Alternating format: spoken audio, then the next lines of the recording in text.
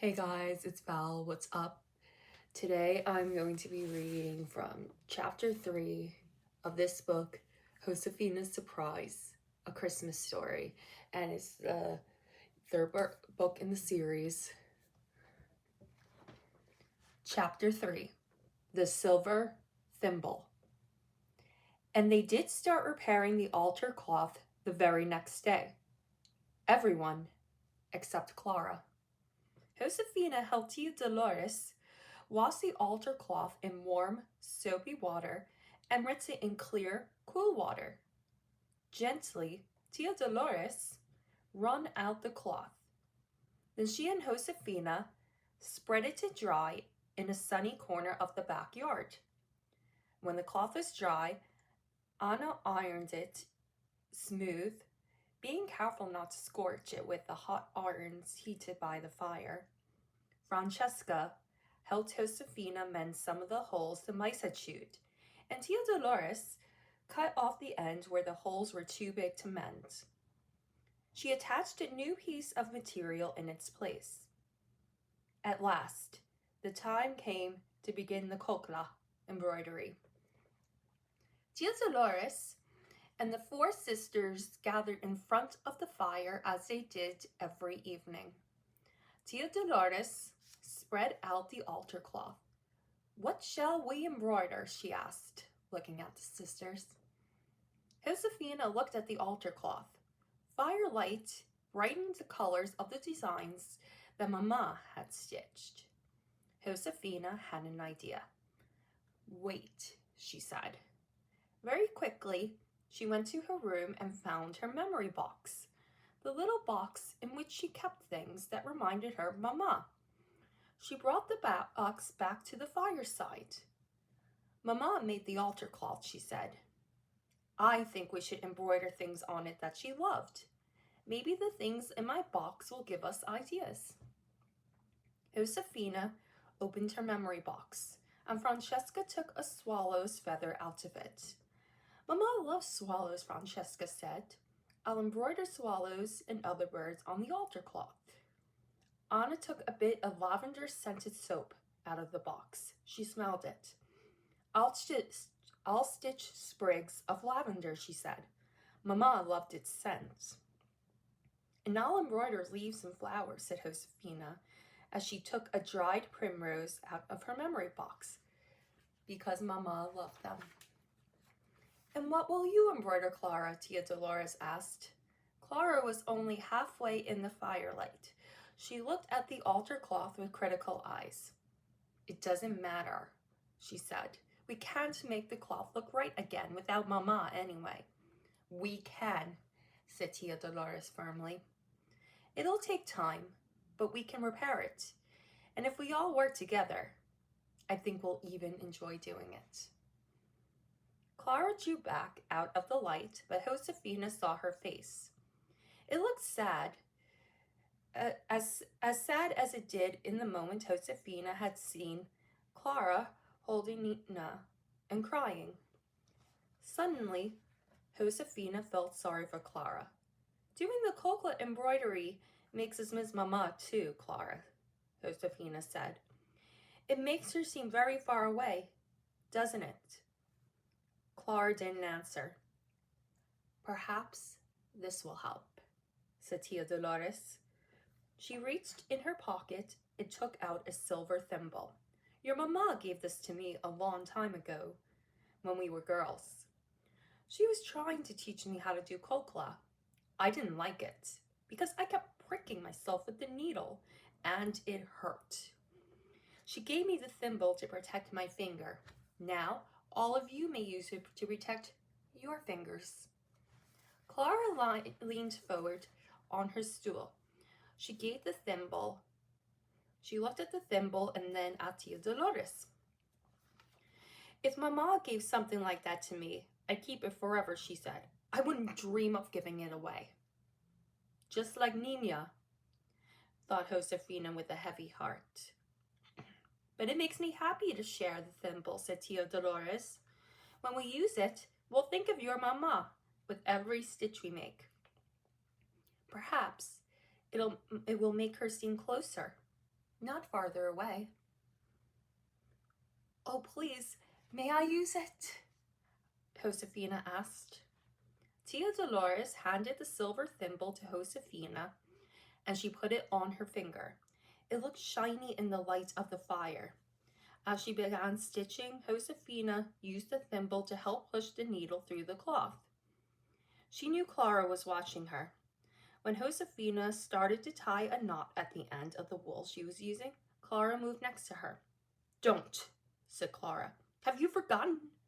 Mama said never to knot the wool. Use your second stitch to hold your first stitch in place. Here, let me show you. I'll stitch the stem of that flower for you.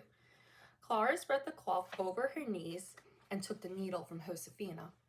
She began to stitch. Francesca nudged Anna, and Anna raised her eyebrows at Josefina as if to say, "This is a surprise." Josefina took the thimble off her finger. "Use this," she said. Clara stopped for a moment and looked at the thimble. Then, slowly, she took it from Josefina and slipped it on her own finger. "Gracias," she said, but so quietly only Josefina could hear her. Josefina gave herself the job of untangling knots in the wool Tia Dolores was using. When she looked up a little while later, Josefina saw that Clara had finished stitching the stem and was embroidering a yellow blossom on the end of it. Josefina saw that Clara's stitches were smooth and sure and secure. She also saw that Clara hadn't taken the silver thimble off her finger. On a still, cold evening, a few days later, Tia Dolores and the sisters were working on the altar cloth in front of the fire. "Francesca," said Josefina, "that chicken you're stitching looks just like the pretty little hen that Senora Sanchez gave us." Francesca groaned and pretended to be annoyed. "It's not supposed to be a chicken," she said. "It's supposed to be a sparrow." She held the altar cloth up so that Tia Dolores, Anna, and Clara could see it, too. "What do you think?" she asked. "Can we pretend it's a very fat sparrow?" "One that clucks instead of singing," teased Josefina. They all laughed, and Clara said, "I can fix it for you. It just needs its feathers smoothed a bit." "Gracias," said Francesca. She let Clara take her needle with relief. Anna had been wearing the silver thimble, but now she handed it to Clara. "You'll need this," she joked. "Francesca's chicken might package you." Tia Dolores was right, thought Josefina as they all laughed again. "We are enjoying working together to repair Mama's altar cloth." "I remember when Mama taught me to do kolka," said Clara. "She told me, you'll like kolka. You'll have hands that need to be busy." Tia Dolores and the sisters smiled at Clara's memory. Josefina watched Clara stitch and admired, as she always did, the way the silver thimble shone in the firelight. The four sisters and Tia Dolores worked on the cloth almost every evening, and it was a time Josefina looked forward to. They took turns wearing the silver thimble. Francesca made a game out of it. She said that whoever wore the thimble had to share a memory about Mama. Sometimes the memories would make Josefina sad. But sometimes they made her laugh because they reminded her of happy times. Just as the thimble protected Josefina and her sisters from the pain of being pricked by the needle, it seemed also to protect them from the pain that the memories of Mama used to bring. Repairing the altar cloth was slow work, but as the days went by, stitch by stitch, the cloth became beautiful again. And as the days went by, bit by bit, Josefina began to feel better about all the things this Christmas might bring, even though she was now quite sure that Nina was not going to be one of them. Before they knew it, Christmas was only 9 days away. And it was time for Las Posadas to begin. On the first night of Las Posadas, it was snowing lightly. when Josefina and her family walked to the village. Papa led the way holding a lantern high to light the road. When they came into the plaza, Josefina could see hot orange sparks from the bonfires rising up to meet the cold white snowflakes. The biggest bonfire was in front of the church. Almost all their friends and neighbors and all the workers from Papa's rancho had gathered around it. Everyone greeted the Montoyas when they joined the circle, and their breath puffed clouds into the sharp air. As Josefina watched Margarita Sanchez climb onto the burro and settle her skirts around her, she thought Margarita would be a very fine Maria. Because it was the village tradition, Margarita's papa was being Jose. He led the burro to the first house, and everyone followed. He knocked on the door, and they all sang. In heaven's name, we ask for shelter. And the people inside sang back, this is not an inn. Be on your way. At first, Josefina didn't even try to join the singing. She hung back, expecting to feel the same heavy, ice-cold weight of sorrow she felt last year. Back then, she had missed the sound of Mama's voice so much that the music had been painful to hear. But tonight, the music wasn't painful. It sounded gentle and familiar. Josefina listened very hard.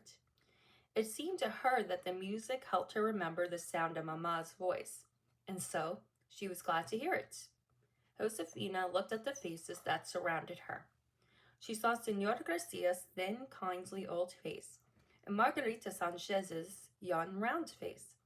She saw Ana, Francesca, and Clara with snowflakes clinging to their hair. She heard Papa's voice, so low she could feel it inside her. And Tia Dolores' voice, strong and clear. It was a comfort to be surrounded by these good people who had loved Mama too. Oh, Mama, Josefina thought, we all miss you so much. Somehow, the thought made missing Mama easier to bear. Josefina shivered. But it was the beautiful music that made her shiver, not cold or sorrow. As she listened, Josefina thought about how people have been singing these same songs at Las Posadas for hundreds of years. They sang to honor God and to remember the first Christmas when Jesus was born. Josefina thought back to when Mama taught her the songs so that she could join in the tradition. She remembered all the Christmases when she and Mama had taken part in Las Posadas together, and the memories were both sad and sweet. Tonight, the last house the procession went to was the Sanchez family's house. This time, after the people outside asked for shelter, the people inside opened the door wide. Josefina saw Senora Sanchez's good-natured face in the doorway and heard her sing louder than anyone else. Come in, weary travelers, you are welcome. Josefina grinned. No one could doubt that Senora Sanchez truly meant the welcoming words from her heart. And Josefina meant it too when she and the others sang their thanks in return. God bless you for your kindness, and may heaven fill you with peace and joy. Then everyone crowded inside for prayers and more singing before the party began. In the Sanchez family's house, the air was spicy with the delicious aroma of meat pies and tamales, and of course, Senora Sanchez's famous stew. Josefina saw Clara and Margarita warming themselves by the fire. They were looking at the ramilletes, and Clara was holding up a scrap of yellow cloth as if she were planning to make more flowers. Her face looked happy and eager. Josefina thought that Clara must be feeling the same way she was, as if a heavy burden had started to slip away. Now that's the end of chapter 3.